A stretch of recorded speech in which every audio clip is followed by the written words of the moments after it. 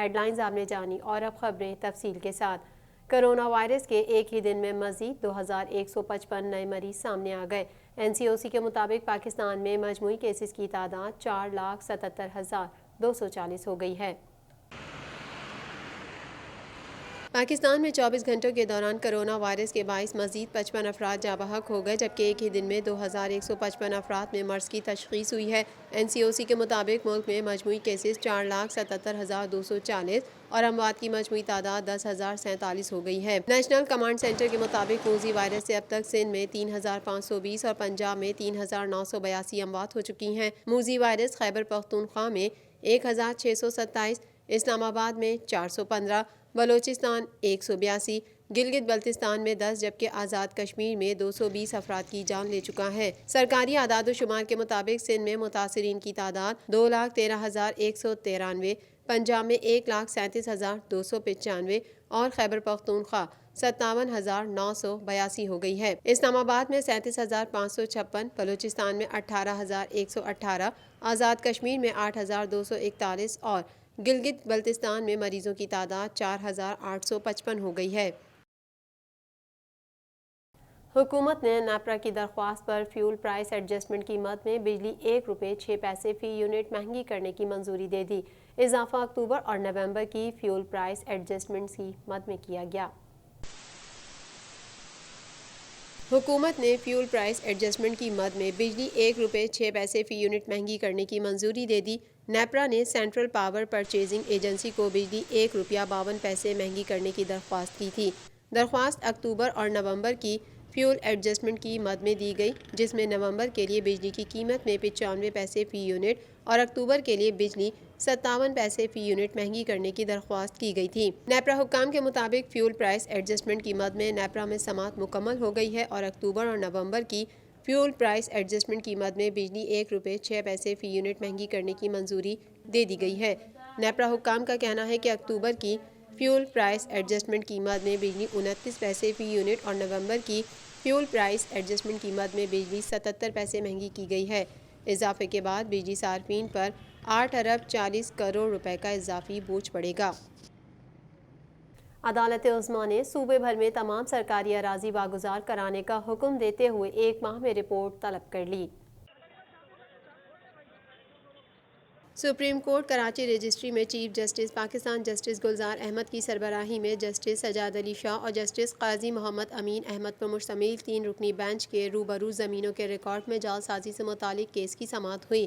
عدالت نے استفسار کیا کہ بتایا جائے کتنے رفائی پلاٹس، پارکس، سرکاری اراضی واگزار کرائی گئی۔ Senior member board of revenue نے بتایا کہ ہم 7 کروڑ فائلوں کا کمپیوٹرائزڈ ریکارڈ کر چکے ہیں۔ چیف جسٹس نے ریمارکس میں کہا کہ متوازی فائلیں بھی چل رہی ہیں، روز جعل سازی سامنے آتی ہے، مختار کار اپنے دفتر اور گھر میں ریکارڈ بناتے ہیں۔ جسٹس سجاد علی شاہ نے ریمارکس دیے، ٹھٹا میں تو بہت گڑبڑ ہے، ہر ایک نے وہاں مرضی سے ریکارڈ بنایا ہے۔ Senior member board of revenue قاضی شاہد پرویز نے کہا کہ ٹریکنگ کوڈ کے ذریعے 1985 تک ریکارڈ آن لائن دیکھا جا سکتا ہے۔ کمپیوٹرائزیشن کے دوران 2,45,000 ریکارڈ جعلی نکلا۔ چیف جسٹس نے کہا کہ آپ سپر ہائی وے پر چلے جائیں، آپ کو قبضہ نظر آ جائے گا، کتنی زمینوں پر قبضہ ہے۔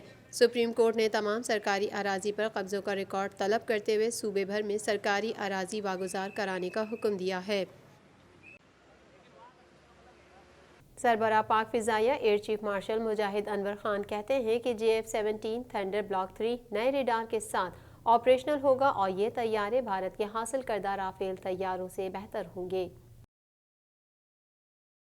پاکستان ایئر فورس نے ایک اور سنگ میل عبور کر لیا۔ JF-17 ڈبل سیٹ طیارے پاک فضائیہ کے بیڑے میں شامل ہو گئے، جبکہ پاک فضائیہ کے جدید ترین لڑاکا طیارے JF-17 تھنڈر بلاک 3 کی تیاری بھی شروع کر دی گئی ہے۔ پاک چین تعاون سے تیار کردہ 14 ڈبل سیٹ طیارے پاک فضائیہ کے حوالے کر دیے گئے، جس سے ملک کی دفاع مزید مضبوط ہوگا۔ سربراہ پاک فضائیہ ایئر چیف مارشل مجاہد انور خان کہتے ہیں کہ JF-17 بلاک بی کی ڈبل سیٹ طیاروں کی شمولیت ہو رہی ہے اور ساتھ ہی ہم JF-17 بلاک 3 کی طرف بھی پیش رفت کر رہے ہیں۔ اس سنگ میل کو عبور کرنے پر چین کے شکر گزار ہیں۔ ایئر چیف کا کہنا تھا کہ پاک فضائیہ کا JF-17 تھنڈر بلاک 3 نئے ریڈار کے ساتھ آپریشنل ہوگا اور یہ طیارے بھارت کے حاصل کردہ رافیل طیاروں سے بہتر ہوں گے۔ اسلام آباد میں JF-17 ڈبل سیٹ طیاروں کی بیڑے میں شمولیت اور JF-17 بلاک 3 مینوفیکچرنگ کے آغاز کی تقریب سے خطاب کرتے ہوئے چین کے سفیر نونگ رونگ نے کہا کہ JF-17 بلاک 2 ڈوئل سیٹ کی پاک فضائیہ میں شمولیت کی مبارکباد دیتے ہیں۔ پاک فضائیہ بلاک 3 بہت اہم منصوبہ ہے۔ دفاعی پیداوار میں تعاون ہماری دوستی کی مثال ہے۔ پاک بحریہ کی ایئر ڈیفنس یونٹس نے زمین سے فضا میں مار کرنے والے میزائلز کی فائرنگ کا کامیاب مظاہرہ کیا۔ ترجمان پاک بحریہ کے مطابق فائرنگ کا شاندار مظاہرہ پاک بحریہ کی آپریشنل صلاحیتوں اور حربی تیاریوں کا منہ بولتا ثبوت ہے۔ ترجمان پاک بحریہ کے مطابق بحریہ کی ایئر ڈیفنس یونٹس نے زمین سے فضا میں مار کرنے والے میزائلز کی فائرنگ کا کامیاب مظاہرہ کیا اور اس مظاہرے کا chief of the naval staff admiral Muhammad Amjad Khan Niazi نے بھی مشاہدہ کیا۔ ترجمان کے مطابق فائر کیے گئے میزائلوں نے کامیابی سے اپنے اہداف کو نشانہ بنایا۔ فائرنگ کا شاندار مظاہرہ پاک بحریہ کی آپریشنل صلاحیتوں اور حربی تیاریوں کا منہ بولتا ثبوت ہے۔ اس موقع پر امیر البحر ایڈمرل محمد امجد خان نیازی نے پاک بحریہ کی آپریشنل تیاریوں پر مکمل اطمینان کا اظہار کرتے ہوئے کہا کہ پاک بحریہ کسی بھی قسم کی جوہریت کا بھرپور جواب دینے کی مکمل صلاحیت رکھتی ہیں۔ ہمارے جوان اور آفیسرز ملکی سمندری سرحدوں اور بحری اثاثوں کی حفاظت کے لیے ہمہ وقت تیار ہیں۔ پاکستان مسلم لیگ نون کے رہنما خواجہ آصف کہتے ہیں کہ 2 سال سے کیس بھگت رہا ہوں لیکن نواز شریف کے بیانیے کے ساتھ کھڑا ہوں۔ گرفتار لیگی رہنما کا کہنا تھا مجھ پر نواز شریف کا ساتھ چھوڑنے کے لیے دباؤ ڈالا جا رہا ہے۔ نیب نے آمدن سے زائد اثاثوں کے کیس میں گرفتار مسلم لیگ نون کے رہنما خواجہ محمد آصف کو راہداری ریمانڈ کے لیے احتساب عدالت کے جج محمد بشیر کے روبرو پیش کیا۔ احتساب عدالت نے لیگی رہنما خواجہ آصف کا 1 دن کا راہداری ریمانڈ منظور کرتے ہوئے کل تک لاہور میں متعلقہ عدالت میں پیش کرنے کا حکم دے دیا۔ خواجہ آصف کو گزشتہ رات نیب لاہور نے اپنی حراست میں لیا تھا اور ان کا راہداری ریمانڈ حاصل کرنے کے بعد اب نیب لاہور منتقل کیا جائے گا۔ انہیں طبی معائنہ کر کے نیب راولپنڈی کے آفس رکھا گیا تھا۔ احتساب عدالت میں پیشی کے موقع پر میڈیا سے گفتگو کرتے ہوئے خواجہ آصف نے کہا کہ 2 سال سے کیس بھگت رہا ہوں لیکن نواز شریف کے بیانیے کے ساتھ کھڑا ہوں۔ مجھ سے کہا جا رہا ہے نواز شریف کو چھوڑ دو، 2.5 سال سے پارٹی توڑنے کی کوشش ہو رہی ہے۔